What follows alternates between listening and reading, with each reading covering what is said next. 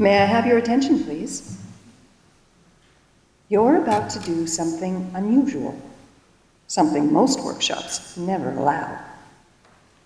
Ready? Yes. Close your eyes, just for a moment. Breathe in and out. Now think, why do you do the work that you do? Why does it matter?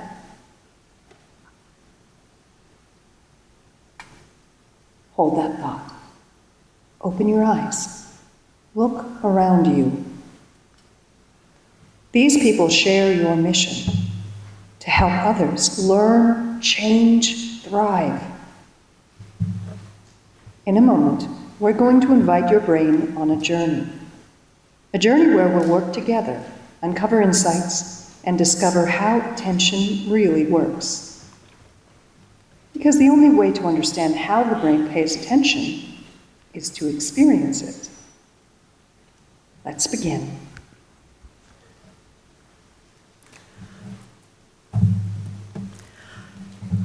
Okay. Hi, everyone. Welcome. I'm so happy to see so many faces given the time, and we're almost lunch. I guess this was an unexpected way to start a new session, but it's the way we need to engage our brain. My name is Nadia. I'm a Learning and Development Manager at Moodle.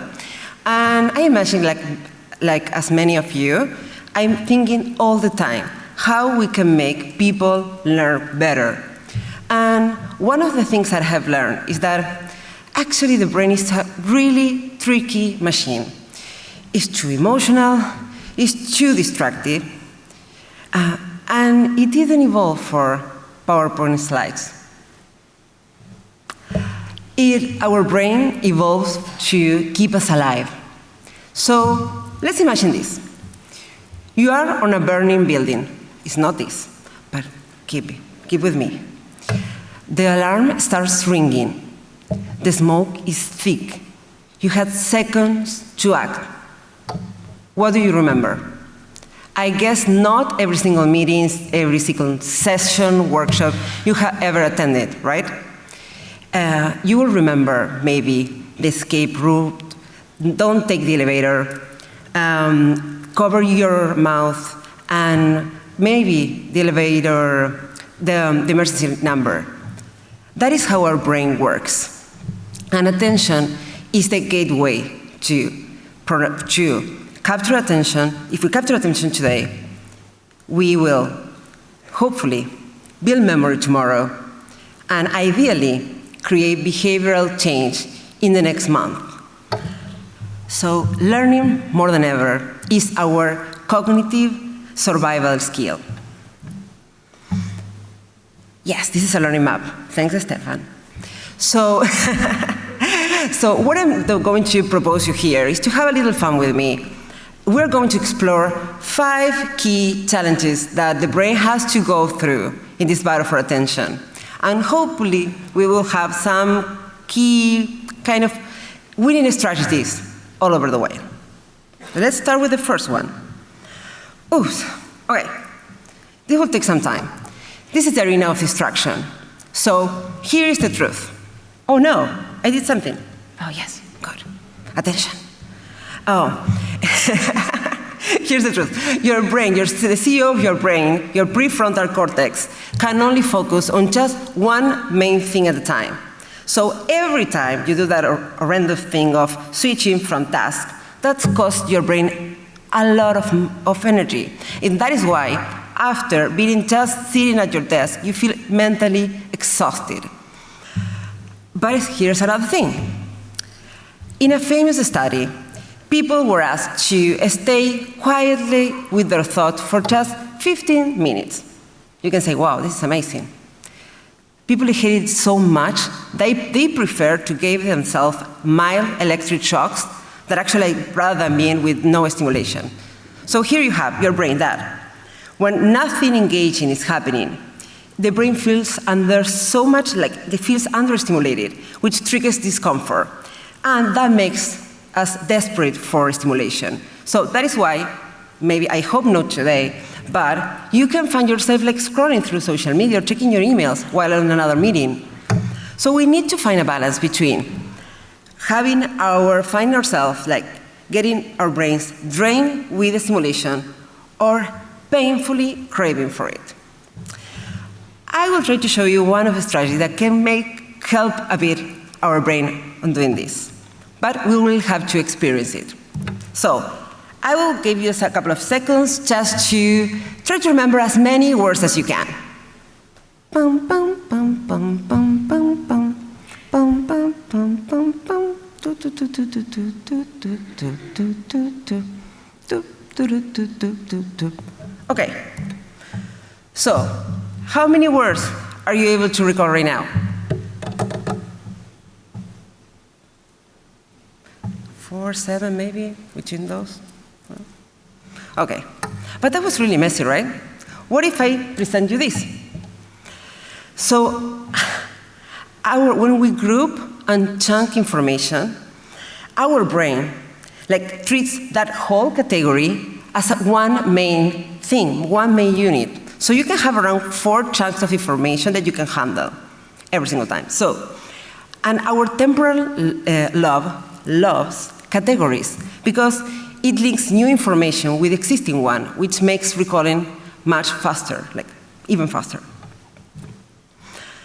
So, another thing that we have to consider in the arena of distraction is that our brain favors concrete versus abstract. So if we go, again, just a bit in here. So I think that maybe, oh yes, I'm here.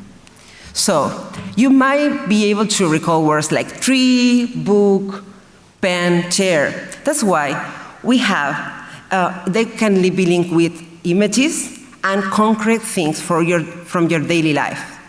So, but that is not the same when I can tell you, grab your bottle of water. What if I tell you, grab your focus, grab your neurons? Some things you can. And that is when we need to provide some tools to our brain. So that is when images, metaphors can really help us to bring a foundation for our brains to make them really stick.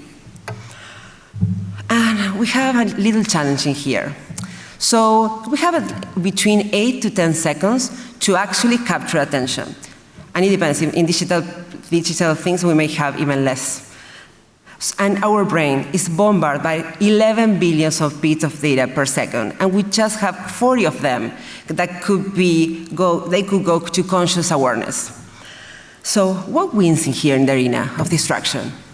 Novelty, surprise, and personal relevance. So every single time our brain is going to process the things that we're offering, it's going through 3 basic rules. It must matter to me, it must be easy to process, and you have seconds to prove it. So, how we can give our brains a shield of focus in this arena? So, one of the things that we have been doing, actually in our trainings, is trying at the beginning, just from the start, to bring peers' voices into the equation. So share actual cases, how other people have gone through the process of learning that skill, what they have found, and what is so important for you or for your brain to actually invest that amount of energy in this content, in this course or this program. So we did that with a course, for a manager program, and it's really well, because we have managers having interviews with one another and really being honest and sharing important stuff, which make the program run with more traction. Then the other thing that we can do is try to have distraction-free spaces. So if you are in a classroom, avoid clutter. Show your students, if they are in remote settings, show them how best practice to do that. In what we do at Moodle is we have a learning hour of power, which provides all our team members some space for just dedicate to learn, be curious, and grab new skills. So they know that have that time protected for them from other distractions. We have also other things like lunch and learns, where they can even learn things from our other peers. So here is the first treasure you got, the shield of focus. But I have something to ask you, and I will take what Dr. Pasha mentioned before. We need to start using more our pens and paper, so if you have one, write down, please, write one way you have captured attention in your lessons. You can do it on your mobile phone, you can do it on your computer. We're going to go back to that after, in the end.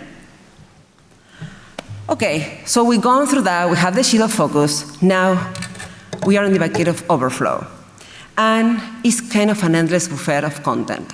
So our brains aren't built for passive consumption.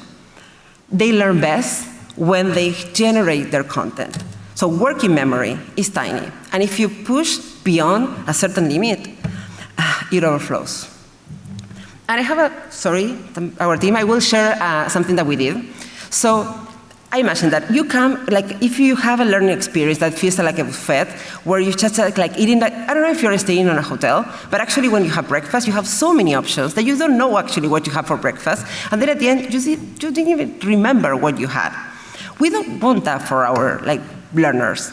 So what we did, and what we try to have, is more like a gourmet experience, but going even beyond that.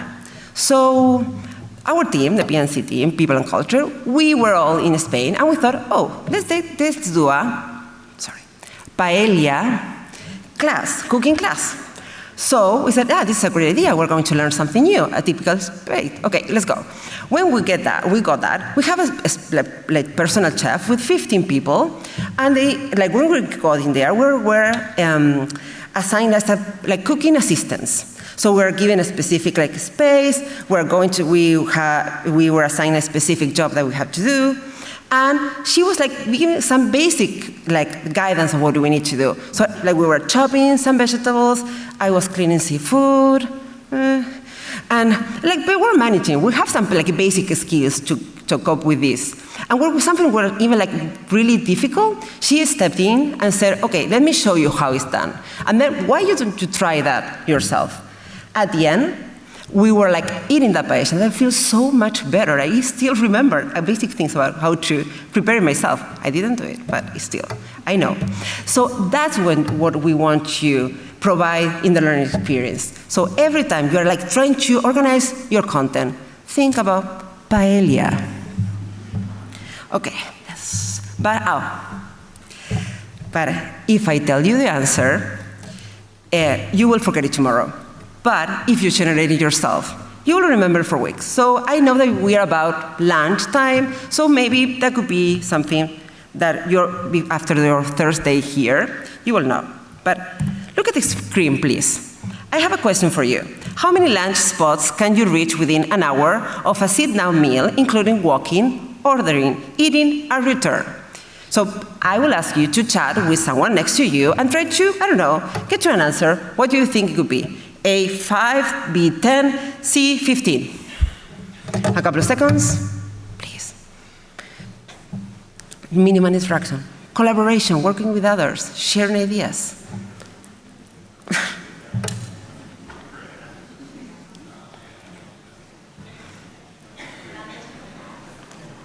It's too loud?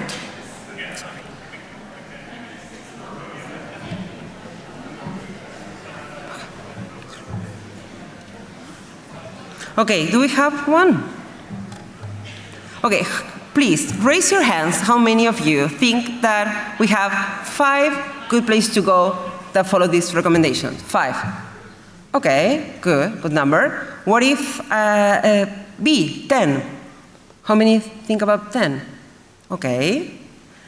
And finally, 15. Oh, optimistic. Okay.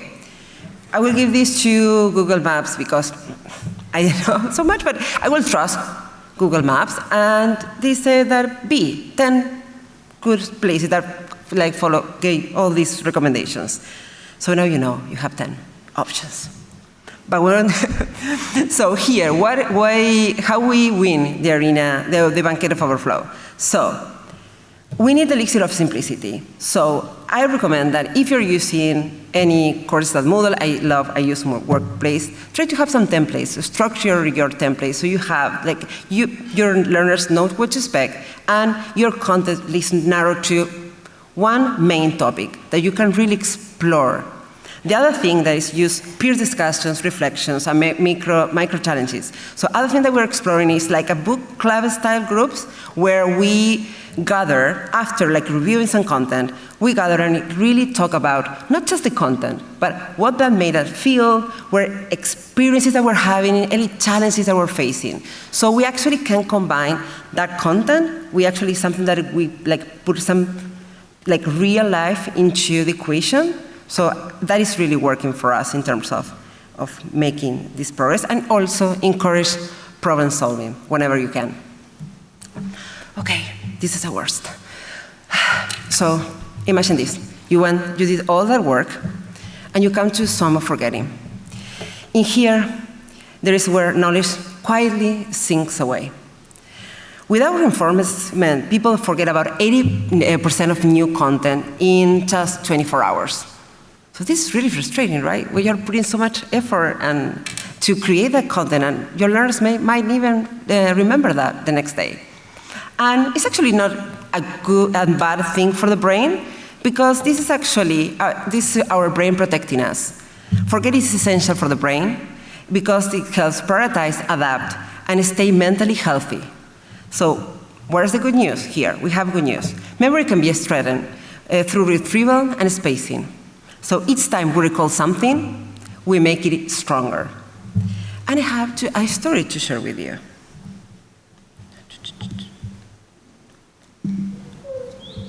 A young apprentice was sent to light the torches along a dark swamp.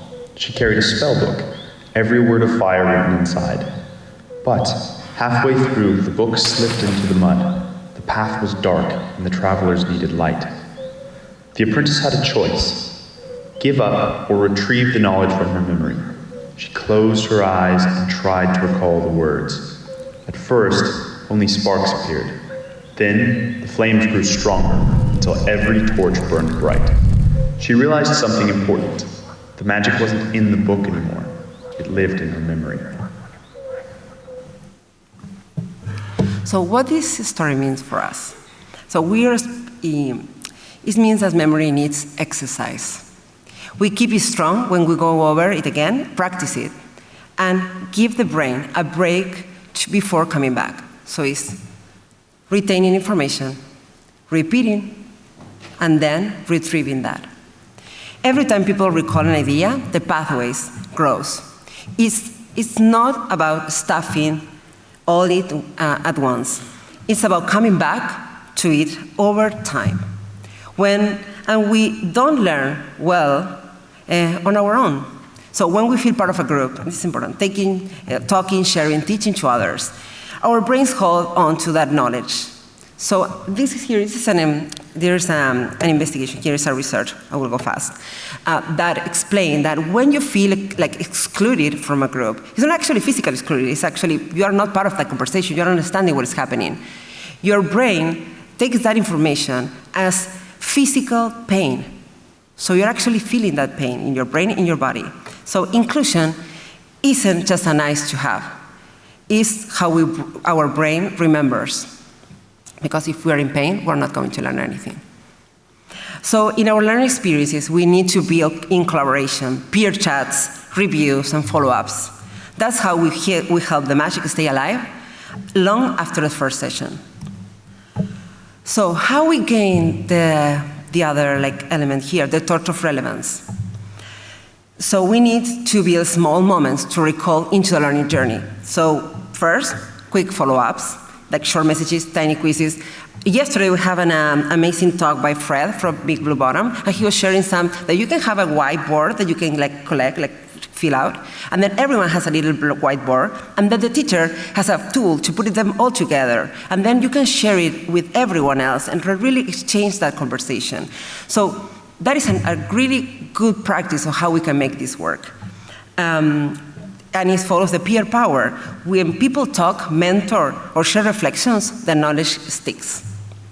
So here's my favorite, the treasure map. So we use that. So try to imagine an onboarding session, an onboarding experience, when your learners don't have every single thing done for them. They have information, but they have to go. They can put them like a little gems, like a scavenger hunt.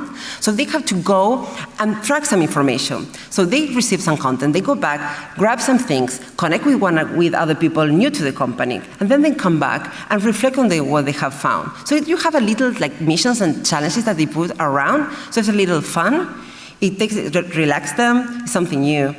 And it helps them to bring that collaboration. And also space challenges. So this is the torch of relevance, and now I realize I didn't ask you to do this, the other thing that was on the other one, the elixir of simplicity. Don't worry, we can do that later. But please write down one thing that helps you and your team retain knowledge. And after saying this, and I know we are 23 minutes, I was thinking when I was creating this that neuroscience, like the art of learning, is full of abstract ideas. And if you remember, we have said that abstract ideas are really tough for our brain to hold on to. So unless we anchor them into experience. So I want to demonstrate you something here, but you have to follow me on this. So, can anyone tell me what they see in here? Yes. What else? I can show you just a moment. Oh, okay. Do you want to come there? Oh, no, what's that? Okay. Yeah, I show to everybody. Yes. So it's a rope, and yeah, and there's a knot inside. Maybe it's not so difficult to open the knot. Maybe. I don't know. Yeah, yeah. And you keep this one. Okay, and a rope it's a metaphor for learning. It has a beginning and an ending. And sometimes you start learning somewhere and then you forgot about the beginning and the ending, and you continue learning and learn and learn, and you forgot why are you learning. Is that right? And so suddenly the exam date arrives and the end is near, and you put it back into your learning. I need someone who blows on the beginning and ending. Thank you. So you have, again, beginning and ending, and you can continue learning. But what if I bring, what? Thank you. What if I bring it something now? Yeah, so can you just cut off this here?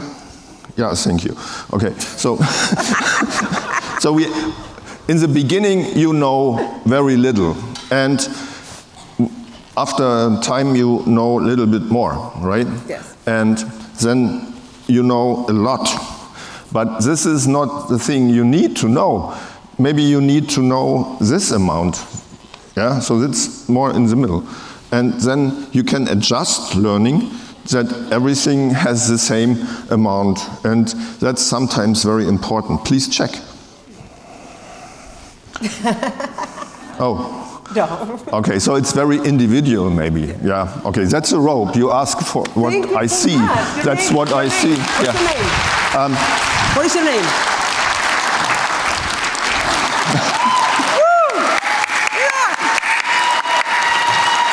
So that's.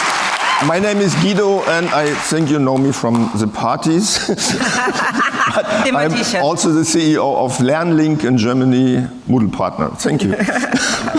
Thank you, Guido. Thank you for that. So I guess that you were expecting that, right? Okay. You probably, and that is the point, because surprise is the most powerful accelerator, or learning accelerator. Neuroscience shows that when something unexpected happens, your brain thinks, oh, well, I have to pay attention to this. This is important. So that is because emotion is the fuel of memory. Too little information, and the volcano goes cold. Too much information. Stress, fear, cortisol levels, the volcano erupts. So high stress flows the brain with cortisol, which can block memory and make it hard to think clearly. So I don't know if I have time, I will go fast, but it's a really interesting study, research, that a group of scientists went to an actual classroom and asked the teacher, could I jump in, do a little 2 minutes like scientific experiment with your learners, and then go out. So they did that. So the learners were like going through a story that those scientific step in, did that experiment, they went out. So they test learners at that point in time, and they came back a few weeks later, and they graded from, then compared the results with other classrooms where they didn't have that exposure to surprise. And what they discovered is really an increase of the amount of information that they could hold on to. So this is really important. So because I know I'm rushing, because at the end we remember how every experience makes us feel, and that emotional trace is what carries the knowledge forward. So you will remember how this conference made you feel, and then that hopefully will bring a lot of memory of all the sessions you have been participating on. So one of the things that I want to show, because I need to rush. So here, curiosity leads the burst of dopamine, which makes you feel good and encourages you to repeat the learning experience. So remember that every time that you are creating any content, try to see where is an opportunity for me to surprise my learners. Where can I balance the emotion that they are feeling? Could I have too much? No. Too little? No, that is not the option. We have some tools. What we do at Moodle, and we try it, is like adding on another onboarding program some little moments for mindful exercise, like we did at the beginning, trying to reconnect the people with how they are feeling, actually put into words how they are feeling. Are they too stressed about this onboarding? They feel they have to accomplish too much, or they haven't done too much at all. We put that out there, so that helps our brain to relax and really kind of be able to refocus again. Here, I'm asking you to write one way you can bring emotion into your sessions. Last but not least, the labyrinth of retrieval. So this is where many of you stumble. During a talk like this, everything feels hopefully clear, but next week, you will be back in your busy life, emails, meetings, everything, and that's when you need to find ideas again. And the way isn't straight. So memory isn't a neat feeling cabinet. It's more like a maze of paths. Each time you recall something, those paths become clearer and stronger. But unless under stress, you are tired, or if you're tired on a deadline, finding the right path can be hard. I want an example, sorry. So here, what is our job here isn't just to review content again. It's to light the exit signs inside the maze. We can build strong clues, like images, keywords, stories, that snap the idea back when it's needed. We can design practice under real conditions, like role-playings, time decisions, simulations, that could actually put that in a situation where our heart rates and we have to deal with that stress. So we can practice it, and when we need it, if the burning actually starts burning, we know what we have to do. These help learners stay calm and locate the knowledge when they need it. So we can give them a map for later. And here is the key of retrieval. So in summary, real-life scenarios, role-playing, modeling, and also sensory cues. Please use sounds, smells, all you can, that create anchors that help our learners find their way back to knowledge. Yes, we did it. We finally got in there, the village of change. So this is what actually we're hoping at from the beginning. We provide these learning experiences because we really want something happen at the end. We really want to have behavior change. If not, what's the point? Why we are creating those learning experiences if nothing happened at the end? So here, I will encourage you, if you go outside and you have those 4 treasures that you have gained, to share them with everyone else, because it's really good we collaborate and we share ideas. But also you can show me in this learning map that Stefan have created, and I'm using so much, that we have created as like a course for you where you can find all these things, resources, research that we have been using. This is a work in progress, so what I hope it will happen, you can come here, you will navigate that map. Let me see if I can show you how it is. Are you seeing this? Yeah. Maybe the internet is going to work. You can go, you navigate that map, and this is how it works. Okay, you start from here. and you click in here that will say, welcome, give you some idea of what you're going to do, and we are going to experience all the different challenges, and we're going to have the opportunity to share it with others. And I want collaborations on if anyone wants to help me apply everything, these things and other things into this course, so we can share it with other teachers, learning designers across the world. I'm more than happy. Please ping me, send me an email. I'm nadia.perujo@moodle.com. Thank you so much. Go to learn. Enjoy. Thank you.